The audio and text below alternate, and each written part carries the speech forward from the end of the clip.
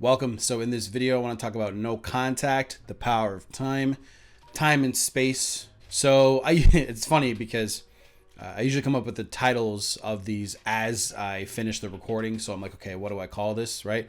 So anyway, I got the idea from a student of mine. I won't name him by name, but he told me that his ex had finally reached out to him after 3 or 4 months of no contact, something like that. The biggest thing that I want you guys to really realize at the end of the day is how much time has an effect on everything you're trying to do.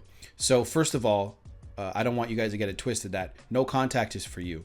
No contact is for you to spend, away from your ex, away from the drama, the negativity, the reasons why the relationship ended. Because the relationships all end for a reason. There's a reason, there's an underlying problem, there's something going on. It's very, very rare that a relationship will end mutually. Usually one party will begin to feel a certain way, and then they'll start to distance themselves, and then the other person can get angry, and sometimes they will start the breakup. So it really depends. There's so many different situations. A lot of people will jump into no contact and they'll say, I'm doing this to get my ex back, which is the bad way to do things, but it's automatic because you guys all want your exes back, right away. But then as time goes by, you realize a few things, and I'll get into that just now. So when I was first coaching this guy, classic case of, attraction dropping, all that stuff.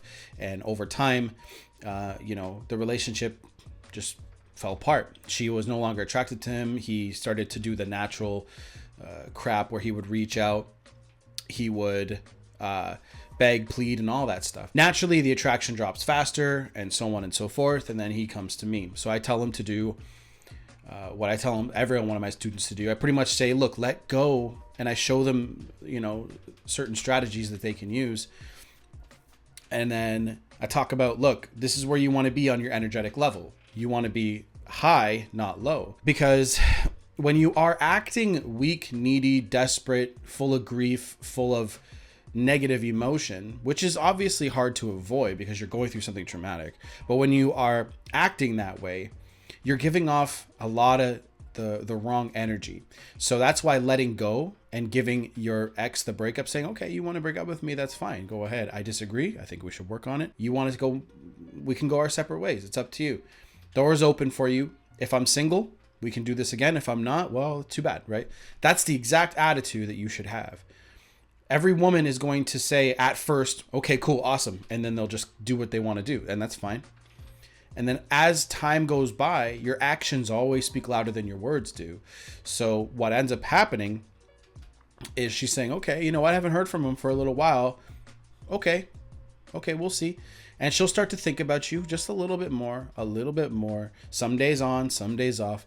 And then as more time goes by, she'll start to see that she hasn't heard from you in a while. She's used to those texts coming in at midnight or whatever time, or maybe in the morning, right?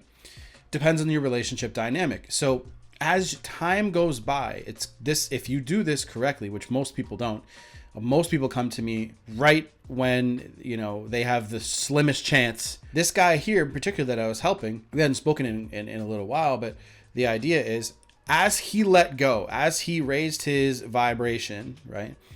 As his energy towards, the world and what's going on went up, guess who calls? And now I've said this in my videos before, just in a more practical way, where they always call you when you have moved on. Isn't that funny? Or they've always call you when you're in a new relationship, which usually you've moved on with that new person. Yeah, you might think about your ex a little bit more, but if it's a good match and she's a good woman and so on and so forth, why do they always call you? And that's always the biggest phenomena. Everyone's always like, why does that always happen? I'm telling you why. Your vibrational energy, you're down here, right? When you are full of despair, grief, sadness, you are full of anxiety, and nobody wants to be around that. Even your ex, nobody wants to be around that. Even fucking all your friends and family, the people that you pester after a breakup, nobody wants to be around that. So when you let go, you are raising that up, and then people want to start being around you more often. And then that's when she's going to be like, you know what? I haven't heard from him in a while. She'll start looking at you on social media. If you do the social media thing correctly, which I fucking hate the idea of social media and relationships. But look, if you organically have been posting on social media even before you met her, while you met her, like your workout pics, whatever it is, whatever the natural behavior was before, and you continue to do that, and she sees you living your life that way, that's okay. What a lot of people do is when they come to me and they're like, look, they're like, yeah, so I'm going to start posting on social media. I'm like, did you do that before? They're like, no. I'm like, it's going to look inorganic. It's going to look like you're trying to get her attention. And she'll fucking pick up on it too. You'll see. Going back just for a second. This guy hears from her, right? And now, like I always say in my videos, it's up to you if you want to continue. Me personally, I would not. I would not want to continue. I usually just went right into a new relationship. I'd find a new girl a few months later and move on.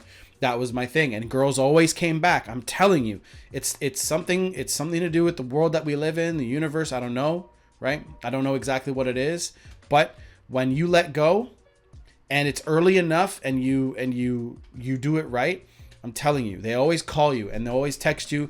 You'll have a chance or two to go back if you want to, right? The problem is when you stay needy, you stay in that vibration, the low vibrate, you stay down here. When you stay down, you'll never get that chance. They'll never want to reach out to you. They just know, because either you pushed them, you begged, you pleaded, you're still acting, like you still need that person in your life. Well, they're never going to call you. And then they'll get over you before you even get that chance. But I'm telling you from experience, every single time I went through this, I gave them the breakup, right? I gave it to him. And I said, look, I said exactly what I said earlier, right?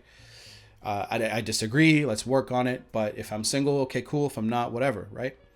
That's what I did. Worked like a charm. Worked every single time, because the timing was different. It didn't hit me like on day 90, but some it was early, some it was later. I've had a case where it was like 8 or 9 months later. So the most important thing, guys, is you need to let go of the attachment, and that's what no contact is going to help you do. It's going to help you really realize what's going on in your relationship. It's going to help her miss you. It's going to help her think about the positive times that she had with you.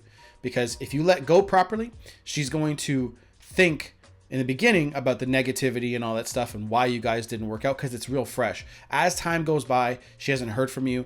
The absence makes the heart grow fonder starts to kick in. Fading effect bias is another word, another term. That will start to kick in, and she's like, okay, I haven't heard from him in a while. I want to see what he's up to. What's new with him? How's he doing? Stuff like that. And then as time goes by, as soon as you let go and you start moving on with your life, she calls. Every time, unless she's in a new relationship that she completely feels like is better for her, then either way, and that's the whole point of all these videos I make. Either way, no matter what will happen, guys, you'll be fine. You'll be fine. You'll meet another woman that's better. And I know it doesn't feel like that. I know a lot of you guys that watch my stuff, you guys are really hurting. I know it doesn't feel like that, but I've done it. I'm 30 now, and I've done it. I've gone through all this enough, and I've been exactly where you are, and I know exactly how you feel. I haven't felt like that in a while, but I know exactly what it feels like, and it feels like there's no hope. It feels like you have no direction, you have no purpose, you have no sauce. Just focus on you, and focus on using the power of time to help you. Time is your best friend. Time will help you really reconfigure what's really important in your life. It'll help you realize your priorities. It'll help you understand the direction you need to take. Because what'll happen is you keep getting the same reinforcing thoughts. I need to go this way. I need to go that way. I need to focus on this. I need to focus on that. You can't feel and make the right decisions when you're in an extremely emotional place with your ex-girlfriend, which is why you need to let go, why you need to focus on you and raise your vibration, raise your energy level. When you finally accept, and acceptance is the hardest part for everyone, that this happened, that they are with another guy, whatever. When you finally accept it and you learn, okay, this is why it happened, I'm at peace with it. Takes time to get there, because you got to push your ego out of the way. When you push your ego out of the way, then you're free. You're completely free to make the choice. So If you want coaching and all that, it's down below. Check a video here, here, and then subscribe. Okay, if you guys like my shit. If you don't, cool, keep it moving. All right, I'll see you guys in the next one. Done.